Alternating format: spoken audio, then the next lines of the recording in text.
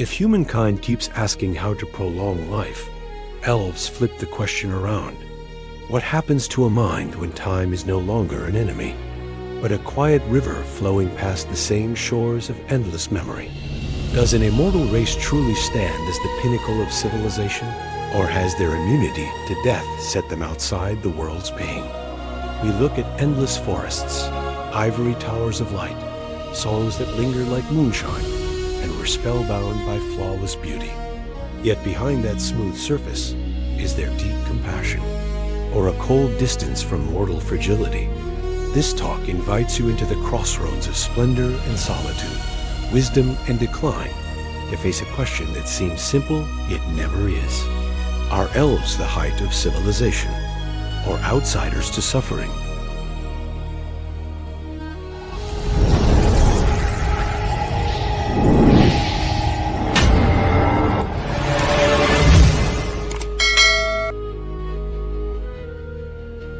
Across the mythic vaults of Europe, from Norse to Celtic lands, the elf figure is tied to endurance, beauty, music, refined language, and a life philosophy that marries art with order.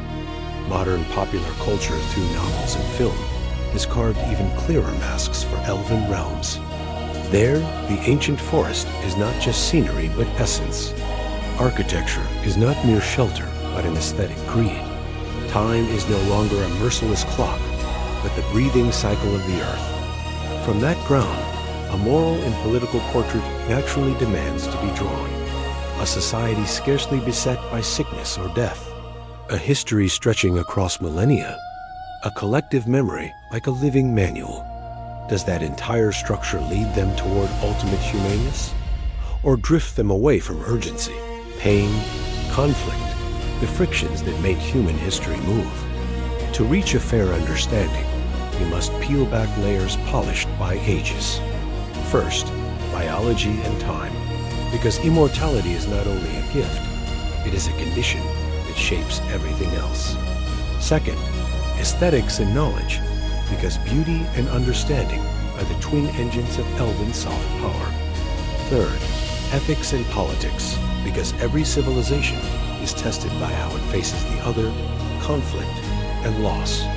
And finally, suffering seemingly a mortal realm, yet the clearest mirror of a race said to be eternal.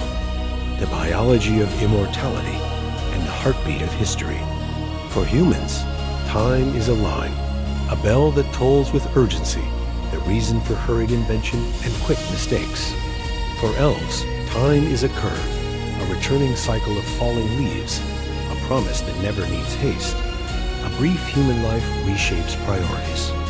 You build in time to avoid the rain, heal in time to grow, bear children to continue the line. But for a being who may live millennia, priorities change. A century can be spent perfecting a symphony, a whole forest to test a new tonewood, a dynasty to study a star's blink. That slow tempo is not laziness. It's another kind of wisdom. Yet wisdom has a price. Without urgency, the drive to improve can soften. And when the world outside shifts at the speed of war, technology, population slowness can slip into misalignment. The economy of long time and the ethics of scarcity. Many imagine an elven kingdom as a heaven without lack. In truth, even for immortals, resources are finite. Old-growth forests need centuries to recover. Springs must be kept clean. Minerals do not appear by magic. Thus, elves tend to build an economy of conservation and refinement. Create less, but make it exquisite. Build rarely, but build to last. Produce slowly, yet reach mastery. Scarcity is treated as beauty's companion. Here a moral paradox appears. To peoples forced into industry to survive, that creed may look luxurious or indifferent to hunger. But to a long-lived race, every wound today is a scar they must watch for 1,000 years. Strictness in consumption and production becomes both conservatism and kindness to the future. Whether it feels noble or cold depends on whether they share clean technologies, open ecological knowledge, or wall themselves inside a hanging garden of their own. Aesthetics as an invisible constitution. Nowhere does beauty wield political force like in elven society. Beauty is not decoration, it is order. A bridge arched like a bow is not just lovely. It pledges that movement will not injure the landscape. A tower like a pillar of moonlight is not just grand. It vows knowledge will rise instead of collapse. When beauty becomes law, aesthetic offense becomes moral offense. Hence many discourses on elves sound like hymns. The reverse side of that constitution is a thin tolerance for the rough, the messy, the makeshift that human history always bears. When ethics are aestheticized, class differences risk being moralized. Beautiful order can legitimize ugly inequality. If a human shantytown ruins the skyline of an elven city who must leave, their answer to that question decides whether they are the finest civilization or bystanders to suffering, enduring knowledge and the duty of transmission. Elven memory does not snap across short lifespans. A teacher may still be there after 3 generations of students have returned to Earth. 2 opposing outcomes follows. Depth accumulates, half-born ideas do not vanish. Century-long projects have guardians. Yet stagnation looms where keepers of knowledge sit too long, becoming lids on the pot of change. An elven society therefore needs rotation without death as nature's enforcer. They must set ethical term limits for power and fame. Step down from the council after 300 years. Leave the post of grand architect after 2 great works. Retreat into the woods to keep the springs. When knowledge holders also own the duty to withdraw at the right time, the civilization stays fresh. When they linger too long, the civilization turns museum. Diplomacy of longevity and the slowness of kindness. A common mortal complaint about elves is their slow response to disaster. War breaks out, famine spreads, disease rages pleas for help. Often meet a graceful reply. We are considering. We will send a mission. We are consulting the elder forest. For a 70-year life, each day is a percent of existence.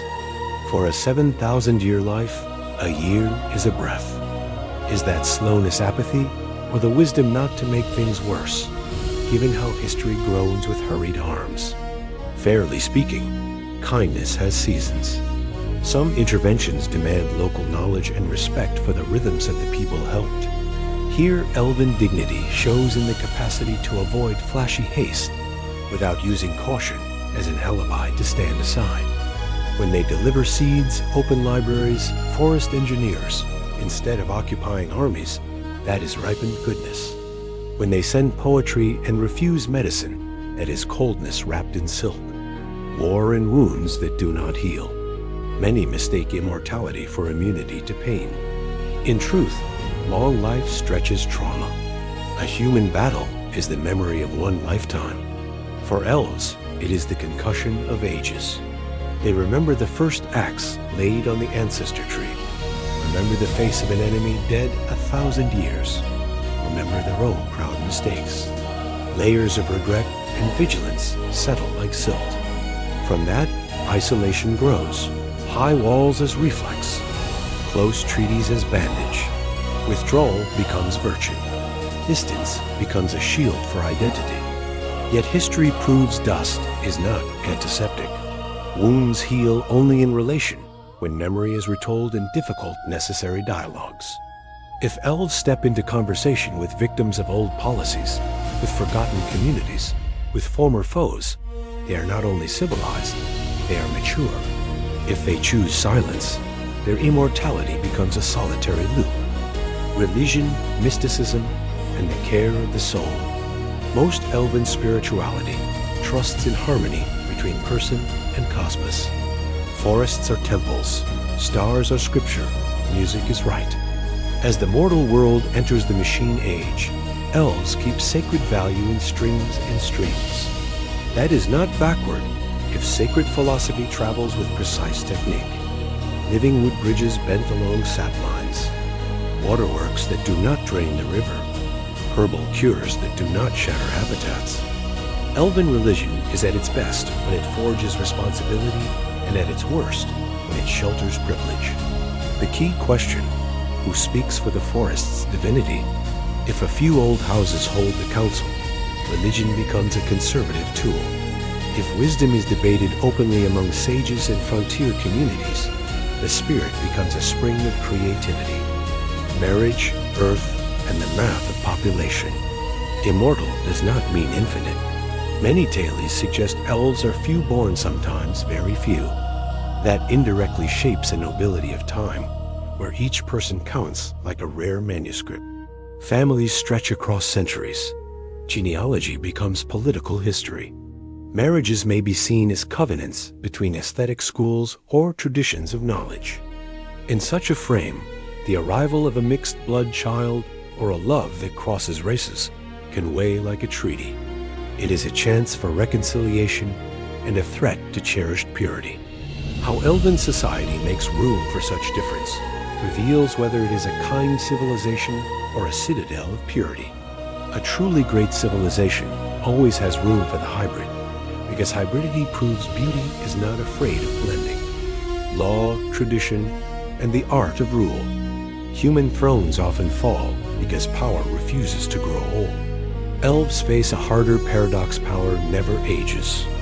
Mature elven rulership would resemble gardening. Prune at the right time. Let young branches see the sun. Care for old roots so the soil stays rich. Accept a season of falling leaves so the next is lush. An elven charter might require terms long but not endless. A sacred duty to step back. Rites of critique for the young. Pilot zones to test reforms before realm-wide decrees. When power learns to retreat, tradition learns to breathe, and law opens windows to new wind. Immortality becomes energy.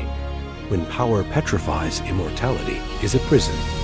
Relations with humankind and the border of compassion. There is no better mirror than humans to see what elves are. Mortals walk fast, err fast, learn fast, love fast, repent fast. Elves move slow, think deep, remember long. When these tempos meet, friction follows. Humans need grain and land. Elves need forest and silence. Humans want mines. Elves keep mountains. Humans want roads. Elves want roots. Amid countless collisions, there are two ethical forks. One close to gates, raise walls, make the forest a border. Two turn the forest into a classroom, the valley into a shared ecolab, fund scholarships for clean crafts, send cultural envoys to sooty cities. Compassion is not measured by lovely songs, but by the thickness of bridges across difference. Death as a choice and the dignity of limits. In many tales, elves do not die as mortals do, but may fade, merge elsewhere, or be called back by a higher will. A literary way to say a deep truth. Physical immortality does not spare anyone from the need to accept limits. After a mission is complete, after an age is full, saying farewell is a virtue. If elves keep rites of departure and ceding of place, their immortality does not lock shut. It becomes a refined cycle. Without the art of letting go, immortality is only the elongation of the self. So are immortal elves the highest civilization, or outsiders to the world's pain? The fairest answer may live in one image. Imagine a living wood bridge over a river. One bank, ancient forest, the other, the smoky city. On the bridge stand elven sages and young human engineers. They do not argue who is right. They test grain strength, gauge current, plan for fish to spawn, while traders still cross. If such bridges multiply, elves are the finest civilization, because they turned long life into responsibility, and beauty into the law of mercy. If those bridges are neglected, if ivory towers keep singing while floods rage beyond, then they are outsiders to pain, no matter how lovely the lyrics. Immortality is not a shield, it is a mirror. It magnifies virtues and flaws alike.